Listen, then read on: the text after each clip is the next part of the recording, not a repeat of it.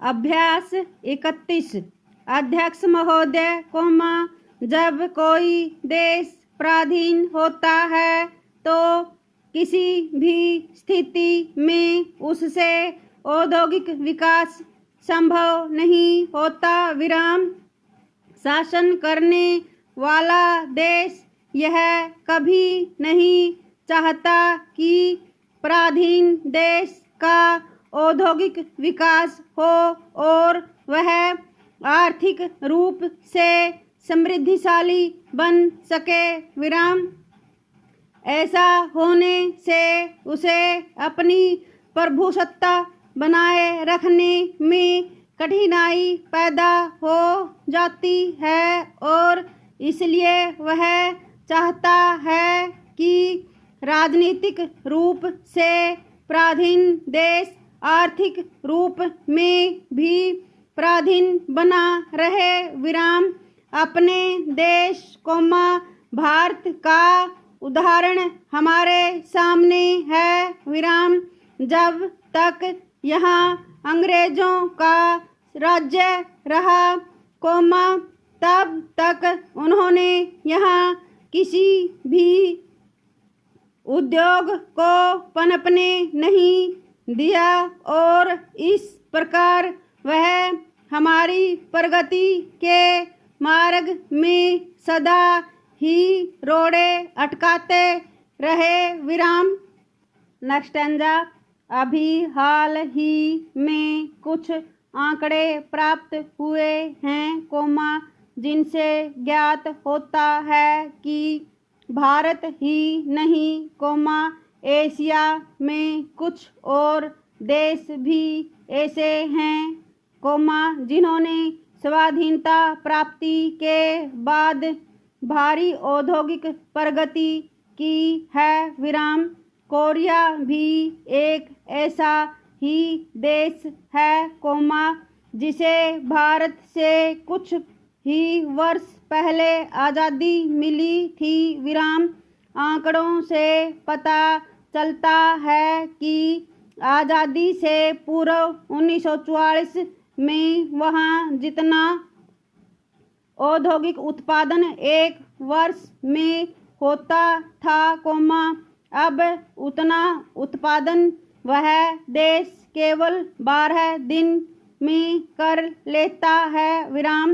भारत की तरह ही यहाँ पर सामाजिक औद्योगिकरण की राह पर चलते हुए बड़े उद्योगों को केंद्र के नियंत्रण में रखा गया और मध्यम श्रेणी तथा छोटे उद्योगों को स्थानीय उद्योग बना दिया गया।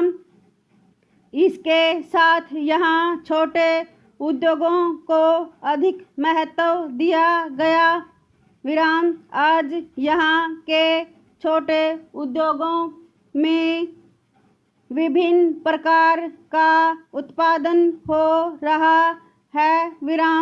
इन उद्योगों में हर वर्ष 40 करोड़ मीटर कपड़ा तो बनता ही है, साथ ही दैनिक जरूरत की प्रत्येक वस्तु इन उद्योगों में बनाई जाती है। यह सामान यहाँ इतनी मात्रा में बनता है कि इससे यहाँ के लोगों की ज़रूरतें पूरी हो जाती हैं। इस सब का श्रेय एक स्वाधीन देश के आधुनिक उद्योग को ही जाता है, जिसके पास अपना कच्चा माल है और तकनीकी विकास करने के लिए उत्तम कारीगर हैं।